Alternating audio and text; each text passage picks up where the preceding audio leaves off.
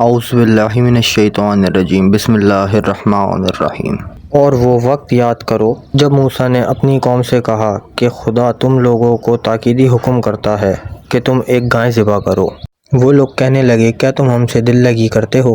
موسیٰ نے کہا، میں خدا سے پناہ مانگتا ہوں کہ میں جاہل بنوں۔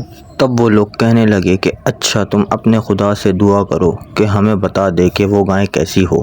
موسیٰ نے کہا، بے شک خدا فرماتا ہے کہ وہ گائے نہ تو بہت بوڑھی ہو نہ بچیا، بلکہ ان میں سے اوسط درجے کی ہو۔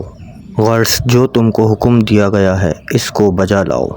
وہ کہنے لگے، واہ، تم اپنے خدا سے دعا کرو کہ ہمیں یہ تو بتا دے کہ اس کا رنگ آخر کیا ہو۔ موسیٰ نے کہا، بے شک خدا فرماتا ہے کہ وہ گائے خوب گہرے زرد رنگ کی ہو کہ دیکھنے والے اسے دیکھ کر خوش ہو جائیں۔ تب کہنے لگے، تم اپنے خدا سے دعا کرو کہ ہمیں ذرا یہ تو بتا دے کہ وہ گائے اور کیسی ہو۔ وہ گائے تو اور گایوں میں مل جل گئی، اور اب خدا نے چاہا تو ہم ضرور اس کا پتہ لگائیں گے۔ موسیٰ نے کہا، خدا ضرور فرماتا ہے کہ وہ گائے نہ تو اتنی سطحائی ہوئی ہو کہ زمین جوتے اور نہ کھیتی سینچے، بھلی چنگی یک رنگ کے، اس میں کوئی دھبا تک نہ ہو۔ وہ بولے، اب جا کے ٹھیک ٹھیک بیان کیا۔ غرض ان لوگوں نے وہ گائے حلال کی، حالانکہ ان سے امید نہ تھی کہ وہ ایسا کریں گے۔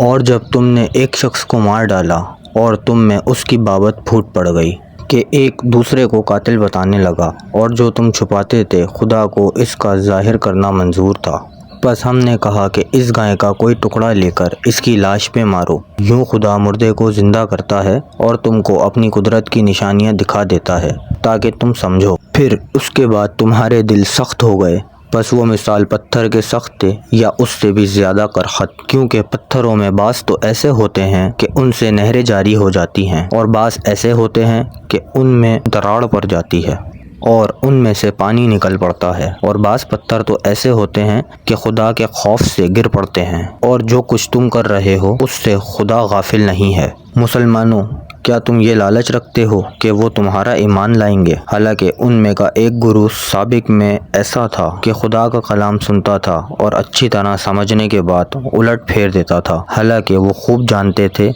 اور جب ان لوگوں سے ملاقات کرتے ہیں جو ایمان لائے تو کہہ دیتے ہیں کہ ہم تو ایمان لا چکے، اور جب ان میں سے بعض کے ساتھ تخلیہ کرتے ہیں تو کہتے ہیں کہ جو کچھ خدا نے تم پر توریت میں ظاہر کر دیا ہے کیا تم مسلمانوں کو بتا دو گے، تاکہ اس کے سبب سے کل تمہارے خدا کے پاس تم پر حجت لائیں۔ کیا تم اتنا بھی نہیں سمجھتے؟ لیکن کیا وہ لوگ اتنا بھی نہیں جانتے کہ وہ لوگ جو کچھ چھپاتے ہیں یا ظاہر کرتے ہیں خدا سب کچھ جانتا ہے؟